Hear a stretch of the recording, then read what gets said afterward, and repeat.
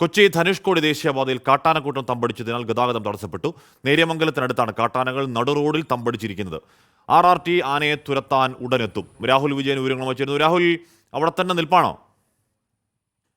ഹാഷ്മി, ആനകൾ ഇപ്പോഴും അവിടെ തന്നെ നിൽക്കുന്നു എന്നുള്ളതാണ് നമുക്ക് മനസ്സിലാക്കാൻ കഴിയുന്നത്. നേര്യമംഗലം വനമേഖലയാണ്, ആനകൾ സ്ഥിരമായി ഇറങ്ങുന്ന സ്ഥലമാണ്.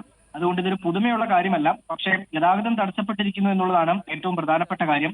2 ആനകളാണ് നിലവിൽ ഈ ദേശീയപാതയിൽ ഇറങ്ങി നിലയുറപ്പിച്ചിരിക്കുന്നത്. നേര്യമംഗലത്ത് നിന്ന് RRT സംഘം ആനയെ തുരത്താൻ വേണ്ടി പുറപ്പെട്ടിട്ടുണ്ട് എന്നുള്ളതാണ് നമുക്ക് അറിയാൻ കഴിയുന്നത്. ഉടൻ തന്നെ ഗതാഗതം പുനഃസ്ഥാപിക്കാനുള്ള നടപടി വനം വകുപ്പ് സ്വീകരിക്കും എന്നുള്ളതാണ് മനസ്സിലാക്കുന്നത് ഹാഷ്മി. ഓക്കെ.